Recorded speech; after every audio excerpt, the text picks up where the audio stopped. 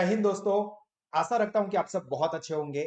I welcome you all to Sahas institute of commerce, your own personalise hi-tech digital classes.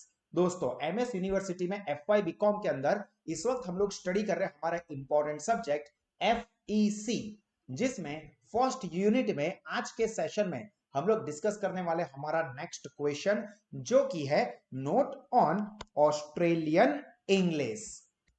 जैसा मैं आपको आगे भी बता चुका हूं, यूनिक फीचर नो मतलब खास लक्षण।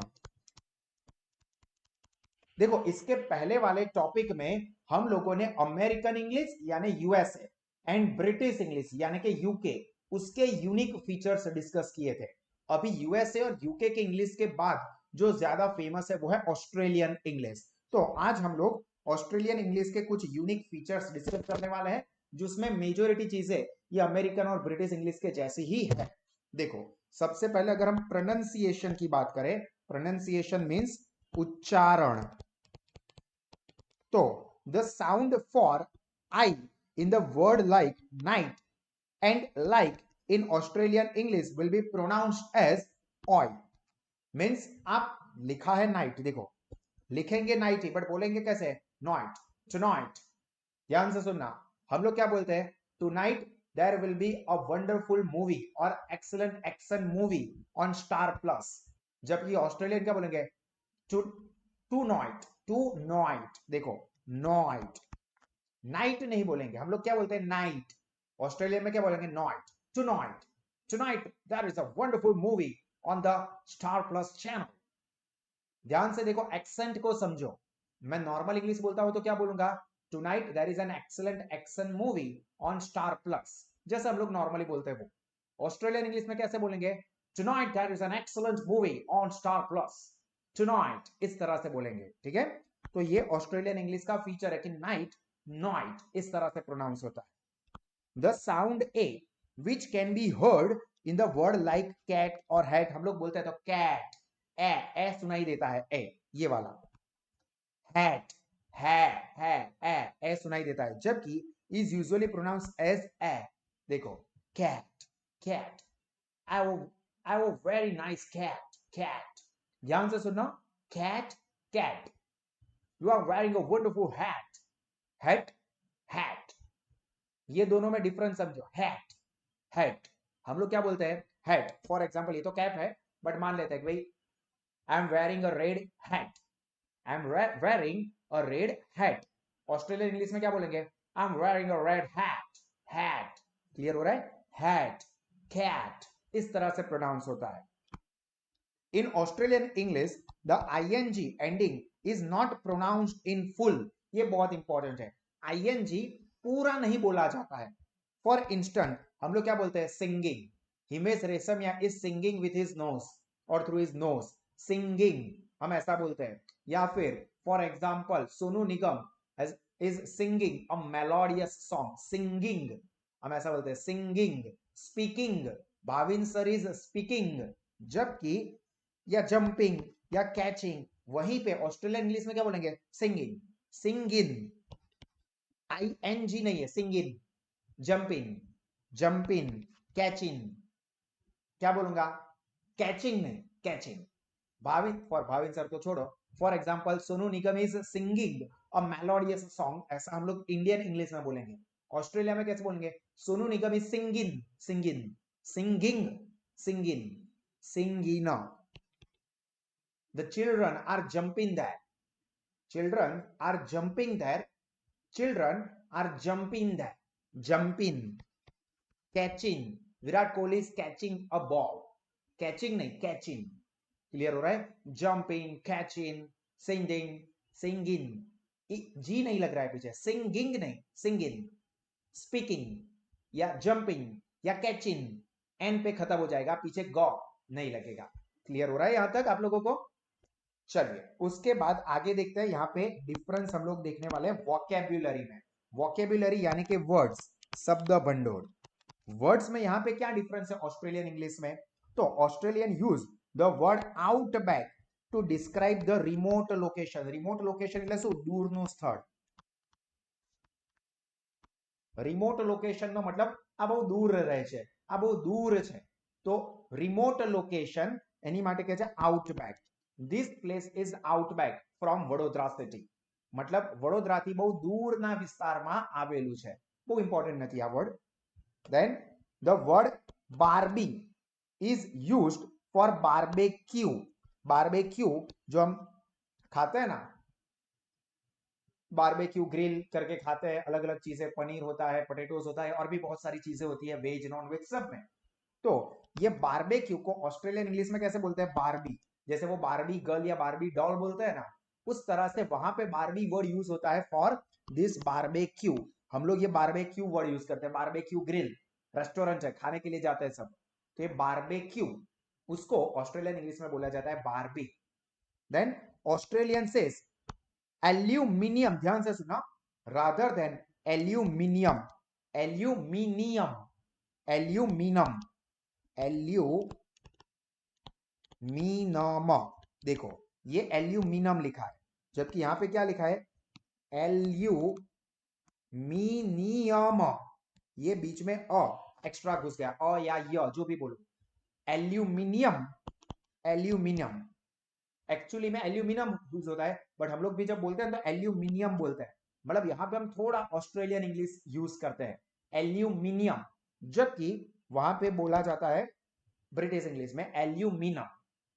And mobile phone instead of cell phone. हम लोग यहां पर भी मोबाइल फोन ज्यादा बोलते हैं. हालांकि करेक्ट वर्ड सेलफोन है और मेजोरिटी सेलफोन भी बोलते हैं, बट मैक्सिमम आपको यूज टू देखने को मिलेगा वो मोबाइल फोन. ऑस्ट्रेलिया में भी मोबाइल फोन ही बोलते हैं, जबकि यूएस में देखोगे तो सेलफोन बोला जाता है. सेलफोन मतलब मोबाइल, जबकि यहाँ पे इंडिया में भी हम लोग मोबाइल फोन कहते हैं, ऑस्ट्रेलिया में भी मोबाइल फोन ही वर्ड यूज होता है. Australian English the use also use anti clockwise. Anti clockwise instead of American counter clockwise. Anti clockwise मतलब क्लॉक की रिवर्स में. देखो अगर हम लोग ये जाते ना, ये एरो देखो, तो ये क्लॉकवाइज हो गया, मतलब ઘડિયાળની દિશામાં, 12 થી 1 2 3 4 5 6 7, तो एक क्लॉकवाइज हो, मतलब आम सर्कल फरे છે.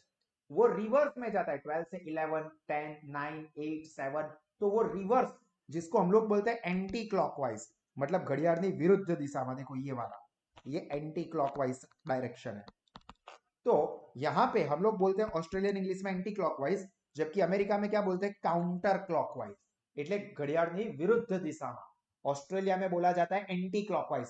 हम लोग इंडिया में mostly anti clockwise word use करते हैं, जबकि यूएस में यूज होता है word counter clockwise.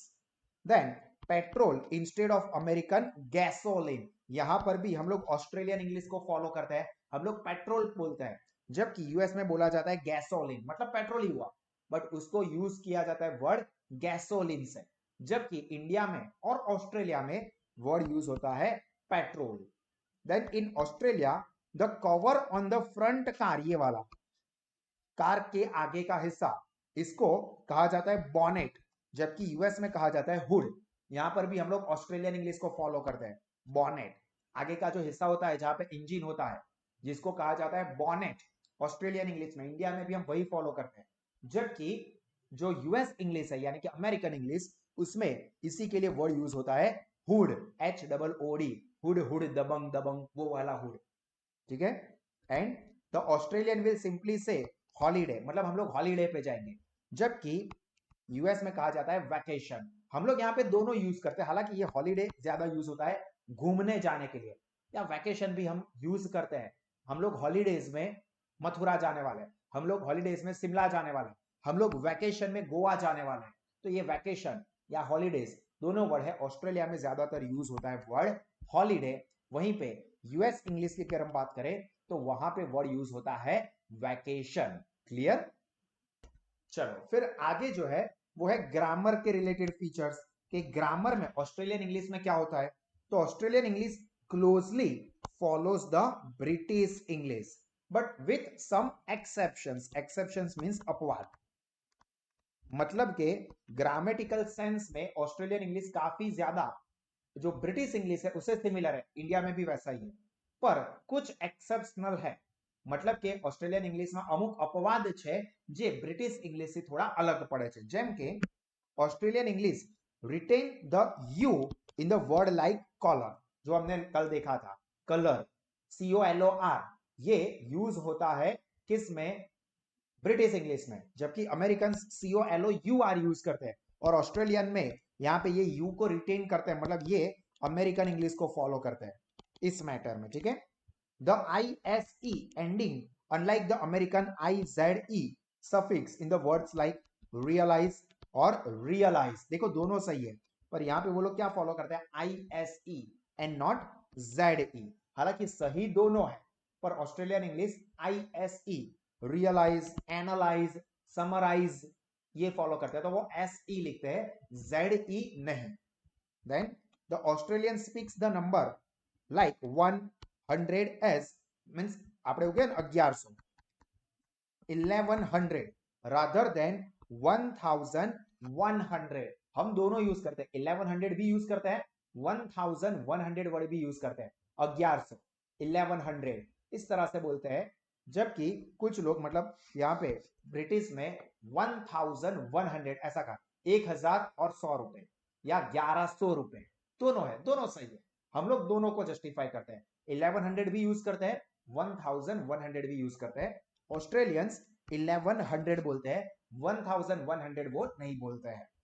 And then Australian English shares similarities with American English in saying the football team has scored a goal, यहां पे वो टीम को प्लूरल जो है उसको सिंगुलर मानते हैं, जैसा अमेरिकन इंग्लिश में होता है government is, team is playing extraordinary, जबकि ब्रिटिश जो है वो उसको प्लूरल मानता है, टीम आर, गवर्नमेंट आर, तो ब्रिटिश में ऐसा होता है, जबकि यहाँ पे अमेरिकन इंग्लिश के जैसा ही ऑस्ट्रेलियन इंग्लिश में है, जो कि इसको सिंगुलर मानता है, फुटबॉल टीम हैज, हैव नहीं, हैव प्लूरल के लिए, बहुवचन के लिए यूज होता है, जबकि हैज सिंगुलर के लिए यूज होता है, एक वचन माटे। तो यहाँ पे फुटबॉल टीम को, टीम जिसके अंदर बहुत सारे प्लेयर्स होते हैं, बट टीम को वो सिंगुलर मानेंगे, और वो सिंगुलर के हिसाब से इज, वॉज, हैज इस तरह से टू बी का फॉर्म यूज करेंगे।